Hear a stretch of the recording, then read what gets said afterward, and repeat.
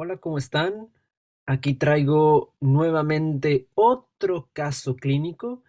Este en particular me gustó porque es algo obligado y sobre todo lo tenemos muy rezagado en las escuelas de medicina en América Latina, que sí se explica en su momento, si uno lleva clase de histología, se explican estos temas de histología, también de patología, porque este caso clínico implica las dos asignaturas por excelencia. Pero a la hora de la práctica, esto se deja mucho por de lado. Y en el Step 1 en particular te preguntan bastante de estos temas y de hecho es el filtro. Y no es porque esté del todo complicado, sino porque no le damos, insisto, la debida importancia que deberíamos de dar en la práctica clínica, pero no lo hacemos. Y ahorita van a ver por qué.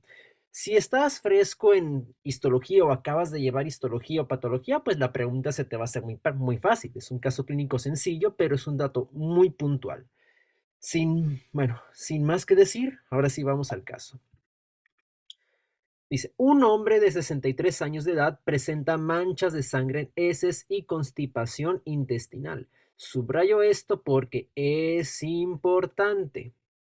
Se realiza un colon por enema por sulfato de bario, o simplemente le llaman bario, en donde se aprecia en la imagen una lesión que obstruye a nivel de colon ascendente, es decir, del lado derecho.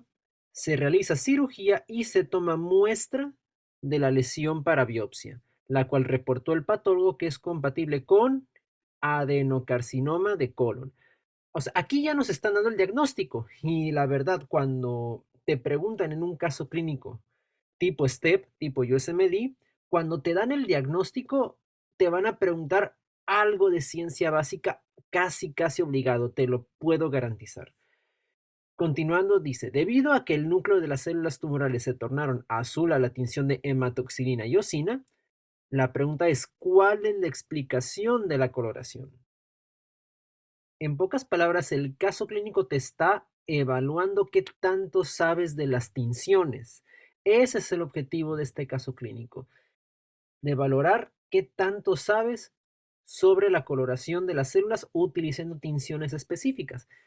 Y digo que es una pregunta relativamente sencilla porque te preguntan la más característica y clásica, la tinción de HE o hematoxilina eosina, que son dos tinciones, pero por lo general se hacen al mismo tiempo, se hacen de manera simultánea. Estas son nuestras opciones. Te pregunta sobre la eosina y la hematoxilina, ¿no? Que si a qué es lo que se va a fijar, por qué se da esta coloración azul en el núcleo de las células cancerígenas. Bueno, pero vamos a dar el típico repaso de los temas implicados. Primero necesito recordar así a grandes rasgos qué consiste el adenocarcinoma de colon. En este caso te dice que el paciente se le hizo un colon por enema y se encontró una lesión en el colon ascendente. En este caso, pues es una imagen de colon descendente, ¿no? Del lado izquierdo del paciente, pero para fines técnicos, fines prácticos, es lo mismo. El cáncer es cáncer, no va a cambiar así, no va a cambiar el adenocarcinoma de un lado al otro, ¿no? La estirpe histológica va a ser exactamente la misma. Recuerden que el cáncer de colon inicialmente empieza como un pólipo, que después este va a ir aumentando del tamaño y va a invadir más y más y más a la mucosa del intestino grueso, incluso llegando hasta la serosa, ¿no? Más adelantito voy a explicar cuáles son las fases. Pero quiero que se fijen en la forma que tiene el colon. Prácticamente aquí hay una obstrucción y esto va a hacer que se reduzca la luz dentro del intestino grueso. Esto prácticamente ya es cáncer. Y si se pueden dar cuenta, aunque aquí no está del todo representado, es que aquí se ven, bueno, yo lo hubiera puesto de color rojo, pero son los vasitos sanguíneos que se miran aquí. Y esta es la explicación del por qué esta persona tiene manchas de sangre en sus heces. ¿Por qué? Porque existe algo llamado angiogénesis y esto es característico de todos los tumores, sobre principalmente malignos. Angiogénesis, ay, lo escribí mal. Angiogénesis. Ahí está. angio de vasos sanguíneos, génesis de formación. Se forman tantos vasos sanguíneos que sobre todo con el paso de las heces y las contracciones del intestino, pueden generar rupturas en estos vasitos sanguíneos y al momento de que la materia fecal vaya descendiendo, en este caso, pues obviamente la sangre va a manchar a las heces y va a dar esa coloración característica, va a dar como resultado al hallazgo que mencionan los datos clínicos del paciente. Ahora, se le hizo un colon por enema con sulfato de bario. El sulfato de bario es para contrastar, es lo blanco que vemos aquí. Esto está teñido, está bañado por sulfato de bario, pero fíjense, fíjense esta parte de aquí. Aquí no está del todo teñido. Pareciera como que si faltara intestino, pero no es que falte intestino, es prácticamente el tumor. Es esto. Es el tumor lo que no se llega a teñir del todo, llega a ocluir. Y esto que está pasando por acá es el sulfato de bario que logra pasar. Prácticamente está bastante estrecho y obviamente al momento de que la materia fecal descienda, va a dañar a estos vasitos sanguíneos que se formaron y va a producir el sangrado. A esto lo llaman como el signo de la manzana mordida, es clásico de adenocarcinoma gástrico. Ahora, normalmente la histología del colon es la siguiente. No me voy a detener mucho a explicar las capas del colon porque no va mucho al caso de nuestra pregunta, pero nada más para recordar que si hablamos de adenocarcinoma, la palabra adeno significa glándula.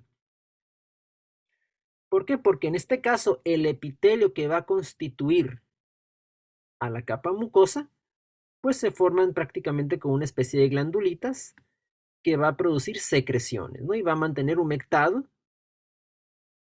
en la capa interna del intestino grueso, para que me entiendan, ¿no? En términos sencillos.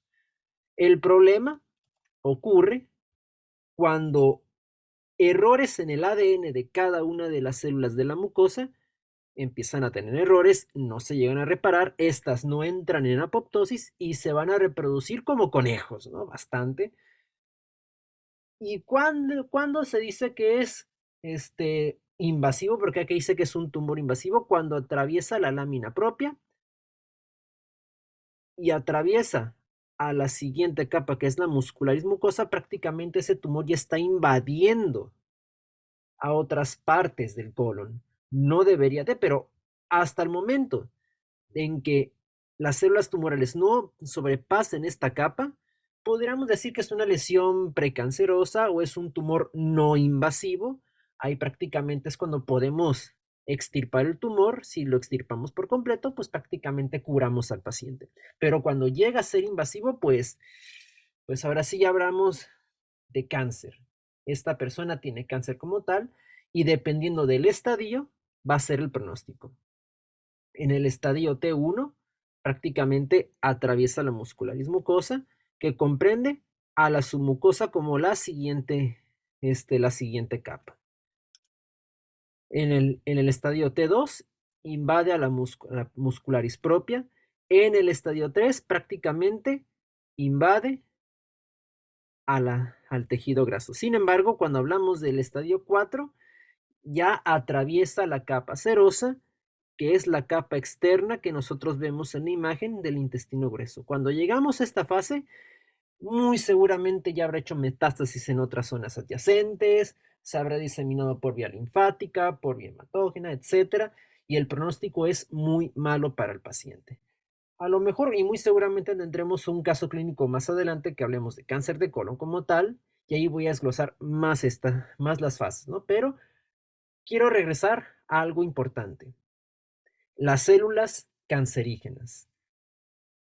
Una célula normal puede cometer errores al momento de replicarse el ADN o puede haber factores externos que dañen esa cadena de ADN y lo ideal es que se repare ese ADN. Pero cuando no se repare el ADN, la célula detecta ese error y como ya no tiene solución, pues entra en un suicidio programado llamado apoptosis y se acaba el problema. Pero ¿qué pasa cuando los mecanismos de reparación fallan? Pues tenemos una célula cancerígena o célula tumoral o célula maligna y esta continúa dividiéndose, se continúa dividiendo y dividiendo y por lo tanto genera muchísimo más ADN y como esta célula va a requerir demasiados nutrientes, Va a necesitar más proteínas, por lo tanto vamos a necesitar más ácido ribonucleico, más ARN, más ADN, más ARN. Por eso vemos que hay más contenido adentro del núcleo. Y esto es clave para que entiendan el porqué de la pregunta. Vamos a la siguiente diapositiva. Ahora vamos a ver las tinciones. Tenemos la tinción de hematoxilina, que el color característico es de color azul. Tenemos la tinción de eosina, que el color característico es el color rojo. Y si mezclamos las dos, tenemos el clásico color púrpura, ¿no? Pero quiero que analicen esto. La tinción de hematoxilina, a diferencia de la eosina, tiene diferenciado muy, pero muy bien los núcleos. En la eosina también medio se pueden distinguir, pero no es muy franco. ¿Por qué? Porque cada tinción va a tener afinidad de unirse a ciertas estructuras. En el caso de la hematoxilina se fija componentes con carga negativa, o sea, aniones, y principalmente, y ojo, principalmente, no exclusivamente, ADN y ARN. La tinción de hematoxilina se va a fijar sobre todo en componentes que tengan carga negativa, que tengan muchísimos aniones en su estructura química, y estas las encontramos por excelencia en el ácido desoxirribonucleico y en el ácido ribonucleico dentro del núcleo. Por eso es que los núcleos están bastante bien delimitados y son más oscuros versus el citoplasma, que también hay componentes con aniones en el citoplasma. Digo, también se teñe de azul, pero no es tan fuerte como los núcleos. Versus la eosina, que se fija a los componentes celulares, principalmente proteínas, a todas las proteínas contenidas dentro del citoplasma y sus elementos, pero también a la matriz extracelular. Digo, la eosina se utiliza principalmente para valorar el tejido conectivo, que también se utiliza en hematoxilina para diferenciar los núcleos, porque qué tal si tenemos cáncer derivado de células del tejido conectivo. Y pues obviamente para valorar necesitamos la tinción de hematoxilina y eosina, las dos juntas. Ahora sí, dicho lo siguiente, podemos responder la pregunta.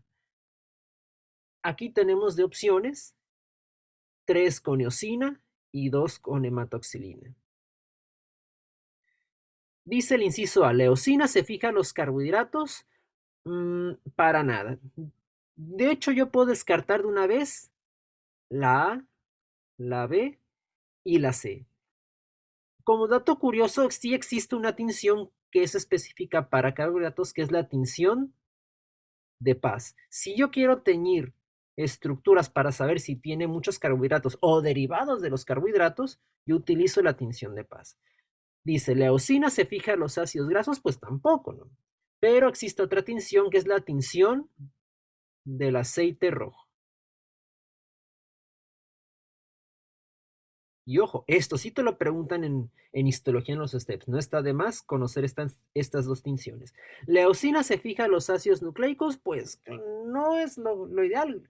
De hecho, siendo realistas, claro que a lo mejor va a tener cierta tinción, pero es muy pobre o a veces hasta indetectable.